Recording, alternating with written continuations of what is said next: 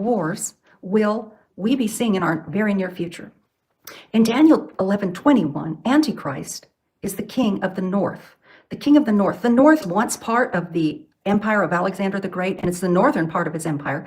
He will be confirmed as this leader of Syria, king of the north, in a peace treaty. Now that peace treaty is coming. There's a peace treaty coming that will confirm so many things in the world, such as an end to the war in Ukraine, an end to the war in Gaza, and there will be a lot of concessions made by both sides in this peace treaty. But I would believe that the world leaders make negotiations and end some of these conflicts. So one of the it's just a little thing that will come, is that Antichrist will be made or confirmed to be the leader of Syria. He's the king of the north. He has to be. In Daniel, he's the king of the north. So he will be confirmed in a give and take by the powers that be to become the leader of Syria.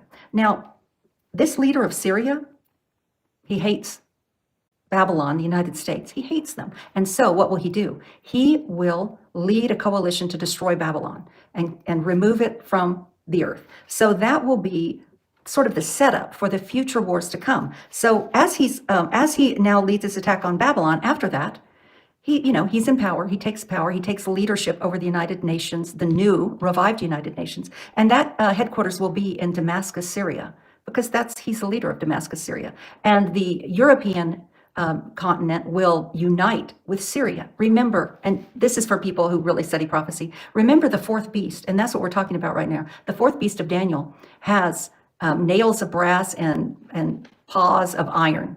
Now, iron is Roman Empire, brass is the Greek Empire, so that those two empires are united in this final event. This king of the north, Antichrist, will attack the king of the south, which I believe is Saudi Arabia. And, Antichrist is a briber and a flatterer. He is so cunning. He's at this point, he is not possessed by Satan yet, but he is a briber and a flatterer. And what he does is he pays off people in the royal family of the king of Saudi Arabia. And he attacks Saudi Arabia from the north, from his position in the Middle East and Europe, and he attacks them and he wins. Why does he win? Because he's bribed the family of the royal family. And so he wins. And so the king of, I will say Saudi Arabia, but the king of the south will come and meet the king of the north and at a negotiating table, and they will negotiate. And what happens is the king of the south will pay lots of money to Antichrist, king of the north. So that after that attack of Saudi Arabia, he wins. And so he has lots of money and he goes back home. And then at the appointed time, now this is the appointed time. What is the appointed time? When he will rise to power as Antichrist. At the appointed time, he will come back and he will attack them again. And he will think he's going to win. But what happens is the ships of Chittim, which Chittim is Cyprus. Who has ships on Chittim, on Cyprus? Great Britain. Great Britain launches an attack and stops him from devastating Saudi Arabia. So he is freaking mad. And so what he does, because of this, he marches up to the Temple Mount. Remember, there's been a peace treaty. There's a temple on the Temple Mount. And on this Temple Mount, there's the Holy of Holies. He commits the abomination of desolation. The abomination of desolation, I don't know exactly what it is, but I believe what he does is he goes into the Holy of Holies, that place where only God is allowed to be, except for the priest once a year. So he goes up into the Holy of Holies and he says, I am God. I am God. I belong here. And he declares himself to be God in this holy place. And this is the abomination of desolation. And this is the beginning of the last 3.5 years before return of Christ. So this is Antichrist's 3.5-year reign. This is his reign. At this point, he is a leader of a coalition. Now, what is that coalition? The 10 kings. Who are they? Let's look at who those 10 kings are right now, because this will factor very much into the major prophetic war that is coming. Daniel calls them the 10 kings who are on the 2 feet of this image that is shown in Daniel 2. There's 2 feet, and it's the last empire in history. The 2 legs were the Roman Empire, but now there's 2 feet with 10 toes. So there are 2 feet. One's on this side, one's on this side. They're 10 toes. And let's look at BRICS, and let's look at who they are. BRICS is Brazil, Russia, India, China, and Saudi Arabia. That's the first 5 kings, BRICS. Let's look at the last 5 that we have. We have Egypt, and I believe Egypt will leave BRICS at some point soon. But we have Egypt, we have Ethiopia, Muslim, we have UAE, Muslim, we have Indonesia, Muslim, and we have Iran, Muslim. So the 5 on this side are sort of the descendants of the West. And the 5 on this side are Muslim nations.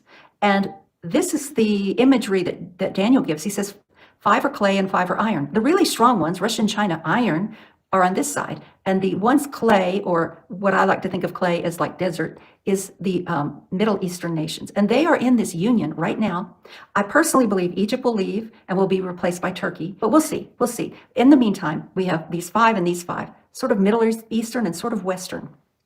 And so they're not exactly in great unity. But what we see is that the Antichrist has just defeated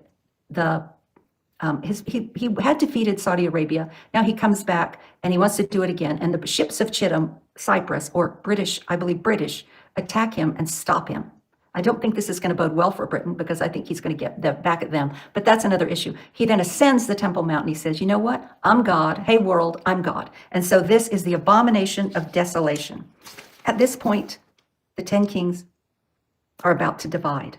What happens is, as he does this abomination of desolation, he goes and he starts a campaign into the Middle East.